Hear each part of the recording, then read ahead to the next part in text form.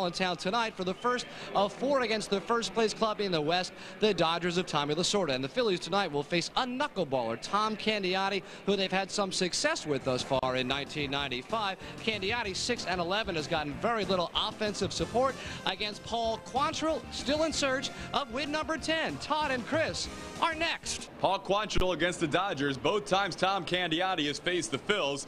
LA has failed to score a run. Back with the starting lineups right after this. Phillies baseball is brought to you by Bud Light. If you want great taste that won't fill you up and never let you down, make it a Bud Light. And there's Tom Candiotti, the knuckleballer. Candiotti came in with a career mark of 110 and 110. This year, though, he has struggled, at least in the wins and losses. He is 6-11 with a 3.44 ERA. As has been accustomed during his career, he has not gotten any run support this year from the Dodgers. In 6 of his starts, the Dodgers have been shut out, including twice against the Phillies. Mickey Morandini to lead things off, batting at .294 as the night begins. He takes a called strike, 0-1. The key to Candiotti is if he can get ahead early with knuckleballs. You know, if he's struggling with it, then you can get him to throw some other pitches. If he gets that thing over for a called strike, then the hitters are in trouble. See what Candiotti's done over the last 5 years. Top 10 in the major leagues in ERA. See, there's a called strike. He's thrown 2 of them for called strikes. So early on, he has decent control of it. 1-2 the count to Morandini.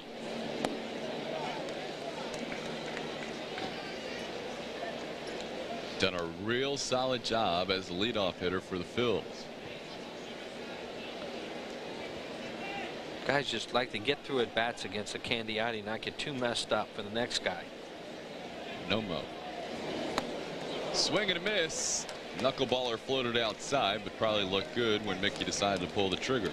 Yeah, exactly. I mean, that ball, he sees it, it's in the middle of the plate at one point, and then see you later as it goes off to the away from him, and he chases it. Witten didn't like him either, and he just doubled home the game's first run. That's a pass ball.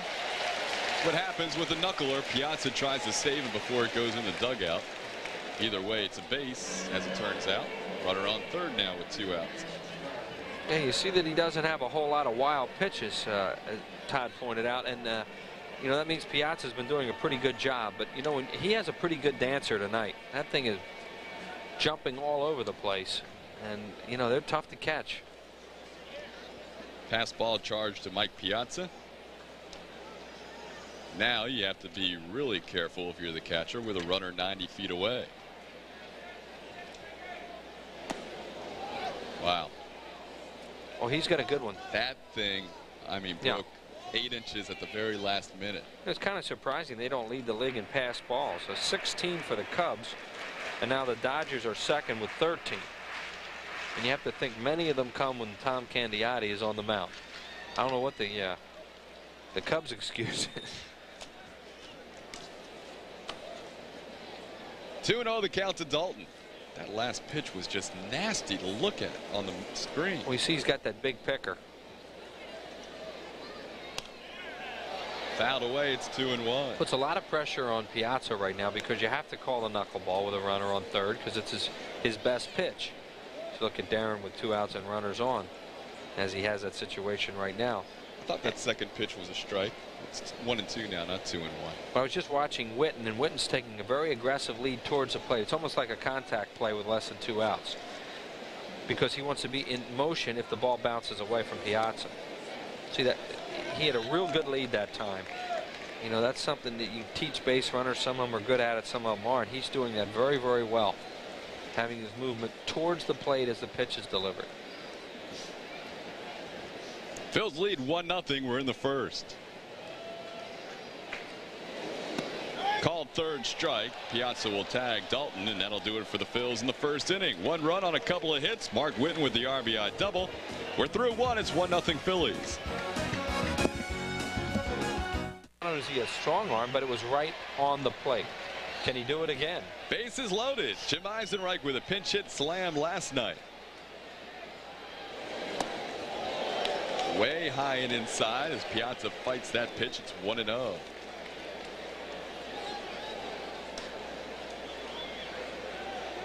Eisenreich's home run last night was his 3rd career grand slam, the first for a Philly this season. Nice hit one off Randy Johnson. Called strike, 1-1. Always dangerous for a knuckleballer with a runner at third base. Hayes is there. At second is Stocker, and at first is Morandini. Minus he's in a pull situation again too against a knuckleballer. He's playing a lot of these. Even a Morandini, he was playing to pull, and that's what saved that run. High 2-1. Eisenreich singled his first time up.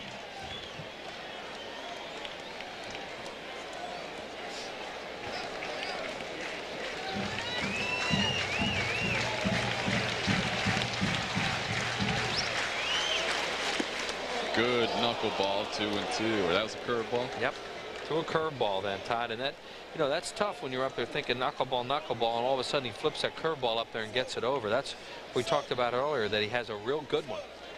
Big overhand curveball.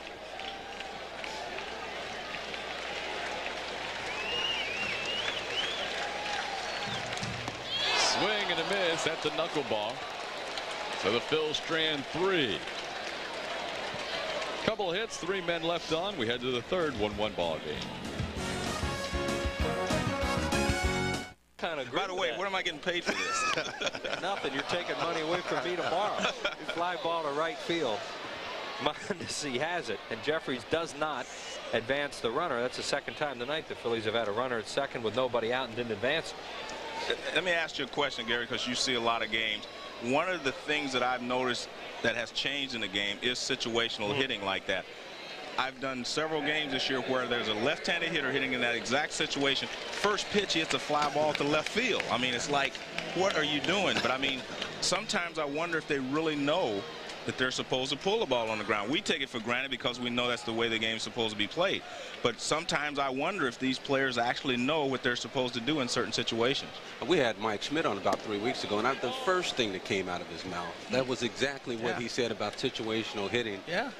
I mean, even with part of it, I guess, has to be, Joe, the big turnover. I mean, you got a lot of guys with no big league experience right now that have come on the scene, and, you know, they're just happy to be here and going up there swinging. That's a good point. They swing the same whether there's a runner at third with 1 out or bases loaded with 2 outs. It's all the same. They have the same swing for every situation. I think that's something that has really changed in the game, and I really believe that, as they say, you need to get back to basics. Somewhere along the line we need to get back to knowing exactly what you're supposed to do in every situation. See, and you played on some very good teams where you came on, if you were a young player coming on a team like the Reds and even like the Phillies back in the late 70s, the veterans on the ball players, the veteran ball players didn't allow you to do that. That's exactly you learned the right way. You know, now you got so many guys that are young, no one's intimidated by anyone else. You just go out there and play the game.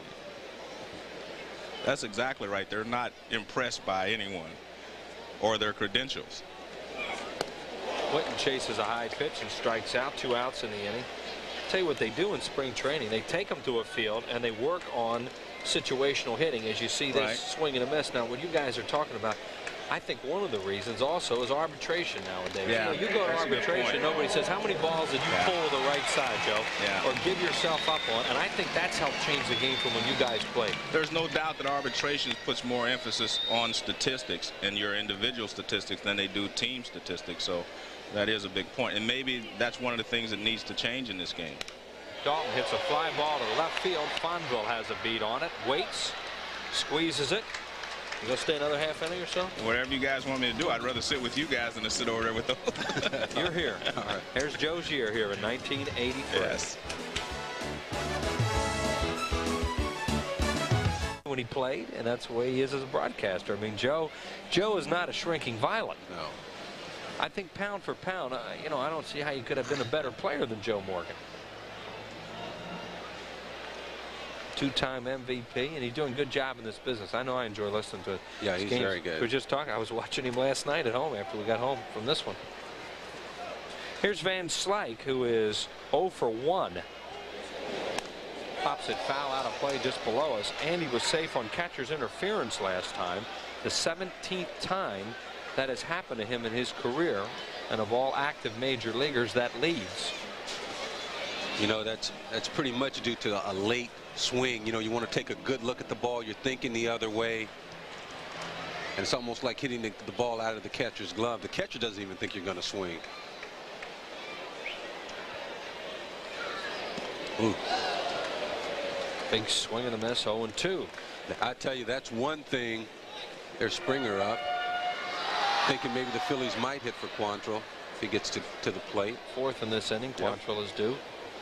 But you don't want to take a big swing like that. You're doing a knuckleball pitcher a heck of a favor if you're going to take a big swing the way Van Slyke just did at that. Shorten up and put the ball in play. Strike 3 called, struck him out. 1 out here in the 5th, and that'll bring up Stocker, who's walked twice. And you know what he said to himself. All right, I took a big swing at that knuckleball. Now I'm just going to take it easy, and boom, there's a fastball. Catches him looking. Look at this pitch here after getting the dancing knuckleball. Boom, it's a good pitch. Real good pitch. And we go to the 6th inning, and that is our score. Phillies have left 8 men on base, but they did pick up a lucky run in the 5th inning on a hit batter, a pass ball, a wild pitch, and a ground out with the infield back to tie the game. Where was the luck in that? Well, I mean, you know, there's all kinds of weird stuff in that inning. Oh, okay. You know, that's weird. Yeah, it's not one of those runs where you say, well, we really earned that one. Dodgers tonight have scored 4 runs with 2 outs. A fortunate run. How's that? Okay. Is that better? Yes, sir. Yes, sir. Mickey Morandini leads it off, 1 for 3. A run you're happy to have picked up after leaving him loaded twice. Tom Candiotti at 94 pitches through 5 innings. And Mickey takes it over for a strike. Candiotti mixing in a good curveball tonight, along with his knuckleball. Paul Quantrill going the first 5 for the Phillies, and Russ Springer on for 1. Candiotti all the way for the Dodgers. Piazza's having trouble with that pitch tonight.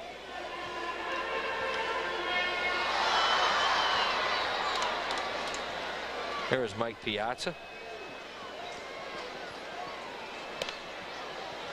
Sails high and outside, 2-2. Morandini, Eisenreich, Jeffries, all left-handed batters here in the 6th inning.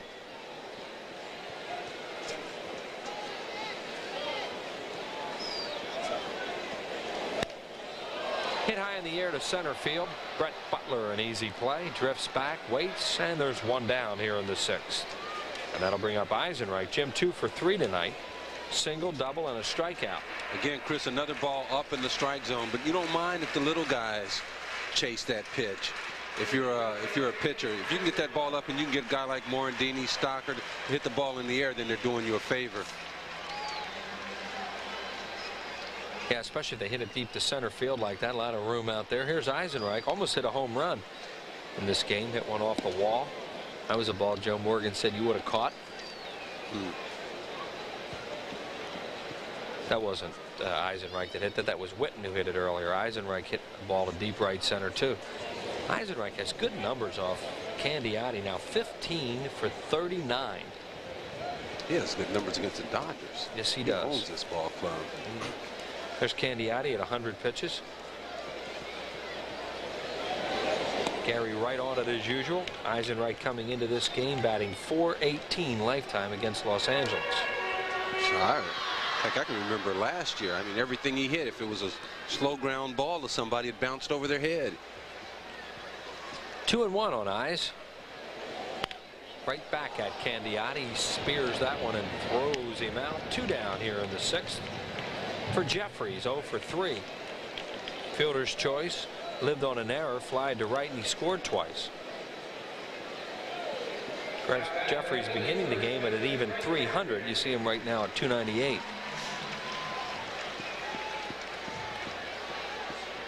Yeah, he's been hot. I mean, coming on steady, making his climb up to 300. A big reason why the Phillies are, you know, have stabilized a little bit.